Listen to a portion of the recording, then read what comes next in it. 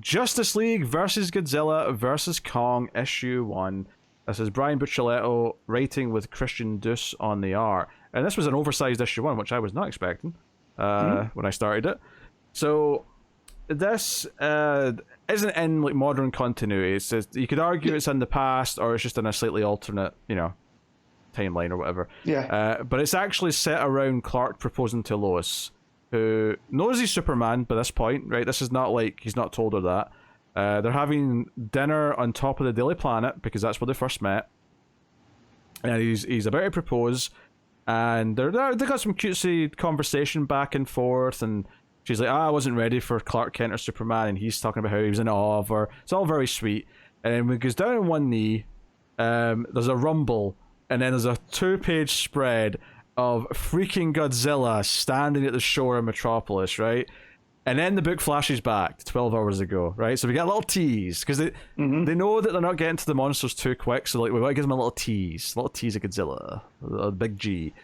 So it goes back 12 hours earlier, and it builds up to that. And I had a good time with this. I had a lot of fun. I think, like, Buccellato, I wasn't sure what to expect from, because I wasn't a huge fan of the Manapul and Buccellato Flash run. I wasn't that into it.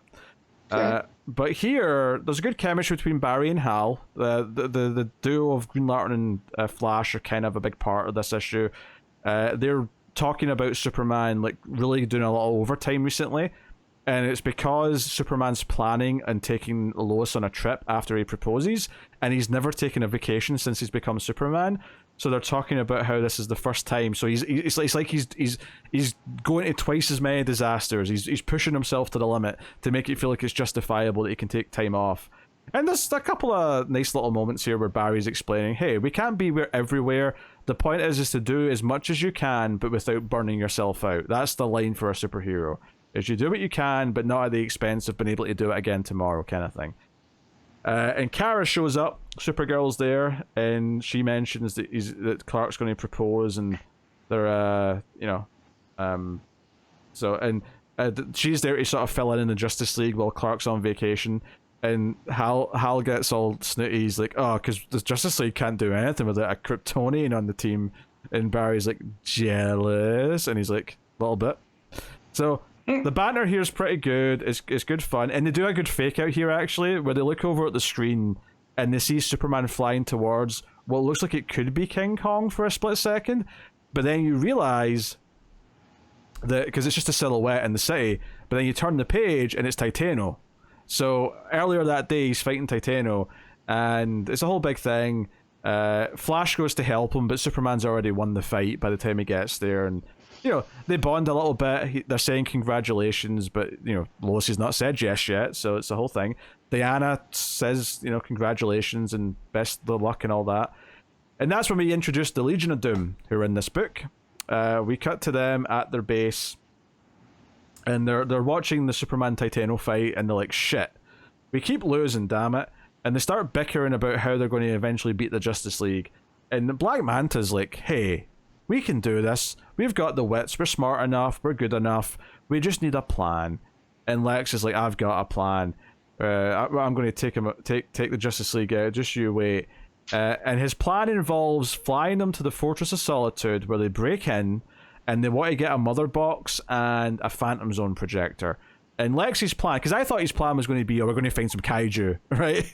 But his plan was, we're going to trap them all in the Phantom Zone. So they're in there. And one of my favorite things about this book is that one of the members of the Legion of Doom is Toyman, and he is the loser. He is the doofus who can't help himself. He says stupid stuff. And even as they're explaining that there's alarms on everything in the fortress that will alert Superman if they take anything, so they have to be careful and do whatever Lex has got planned, Toyman just picks up this red crystal that's on a stand and sets off the alarm immediately. What a dork. Which sets off Superman, who's actually talking to Bruce, who is like trying to talk him out of proposing for a minute because of the whole secret identity. Well, not the secret identity thing, because she already knows who he is, but this puts a target on her, always been around her. And Clark's like, no, this is for the best, like, I love her, blah blah. And Bruce is like, okay, that's good enough for me. All right. There you go. I approve. So Superman gets the call, but Kara calls him and says, don't go. we have got this. This is your date night. Go and propose. Like, Supergirl, Flash, Wonder Woman, Green Lantern, and Hawkgirl will take care of it. So they go to the fortress. They have a fight with the Legion of Doom. It's just a couple of pages of action. Nothing too big.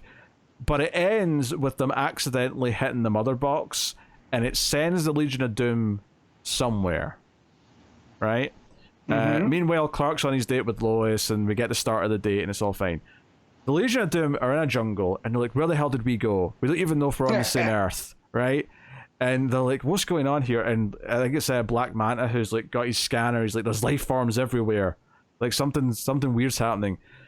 And out pops, I don't even know what you call them. It's the monsters with the tails from King Kong. The skull crawlers. Yeah. One of them pops out, and then King Kong jumps out and, beats the shit out of this. And they're all looking at him. And one of the things I said last week when I was like anticipating this week is I said, because I didn't know the Legion of Doom were going to be in this book, but I said that I had to see Grodd react to King Kong. Yes. And not only do we get that, he's the first person who does react. Like, King Kong jumps out, he's fighting the Skullcrawler, and there's a panel of Grodd just look with the eyes wide open in the art, going, an ape? God? Like he's completely floored. That's fantastic. The rest of them all run into this like research center, which has got like tabs on all the kaiju, and they even see Godzilla on the screen. But Grodd stays outside and tries to communicate telepathically with King Kong, and they're all just sort of like talking about how he's going to get himself killed or whatever. But Toyman's looking at all the screens and he's like, oh, all these monsters look great. Look at all these wonderful toys.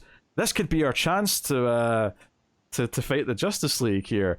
And it just cuts to a panel of Lex Luthor going, allowing you into the Legion was my greatest mistake. I love how much they hate Toyman. I love that he's the asshole. But so he's holding this red crystal and he says, I wish, and then it lights up. So this crystal, I don't know what this is from continuity. I'm sure it's something. But basically it grants the wish that he has. So you don't get to hear it, but you just see like King Kong with a question mark above his face. And then it cuts back to Lois and Clark on the top of the building where we started the book. Superman flies off the Daily Planet building as Lois says, I love you. And the final page, which is the page of the issue, is Superman. We're behind Superman as he's flying towards Godzilla, who is like just taking up the entire page. It's beautiful, and the sun's starting to set in the background. It's gorgeous. Like the art in here is good. It's not amazing, but I would say that the big action moments look fantastic. Like, Godzilla looks great. So this last page could be something you hang on the wall, because it's just this anticipation of Superman flying towards Godzilla. Yeah. And I have to admit, I'm kind of excited for Superman, and they set it up because they had him just kick the shit out of Titano like it was nothing. I'm actually kind of looking forward to Superman thinking he can handle this, and then Godzilla just being a little too much for him. Godzilla's just too big, he's too powerful. Especially, like, what's going to happen. He's going to hit him with the heat vision, and then Godzilla's going to be like, oh, really? Uh-huh. And then he's going to hit him with the atomic breath, and that's going to be glorious. So you can predict some of the moments, but they're too good not to do. Right? They're too good not to do. So I actually really liked the fact that it didn't rush into it. It gave you a little tease at the start, but it was mostly about the Legion of Doom building up to how they inadvertently end up bringing the kaiju in from another Earth. Right. And there's like a rush of excitement as you realize, oh shit, they're on Skull Island. Like that's what we're doing right now. So good fun. I had a good time. I am absolutely in for issue 2. I suspect Matt will catch up because I feel like he's not going to be able to resist this. I will catch up. The idea of Grodd and King Kong alone, that moment I have to read. Yep. So and the Toyman stuff is hilarious. So I like Brian Buccellato. In fact, I have a original sketch by Buccellato up right here every time I record. So getting to hear his name again, and that it's mostly positive. It's been a while, since I'm excited. He's been on it. But yeah, so it's good stuff. Yeah. I'm going to give that a nice, good, fun 8 out of 10. Like, I can't praise it and say it's like high art necessarily, but I think for you read the title, Justice League versus Godzilla versus King Kong, I think if you know what you're in for. Yeah, if you're excited by that title, I think this book is what it should be. And unless you're someone who expected to have all the action in issue 1, and I'm glad it's not, I'm glad it's building up properly, then I think it's good stuff. 8 out of 10 for me.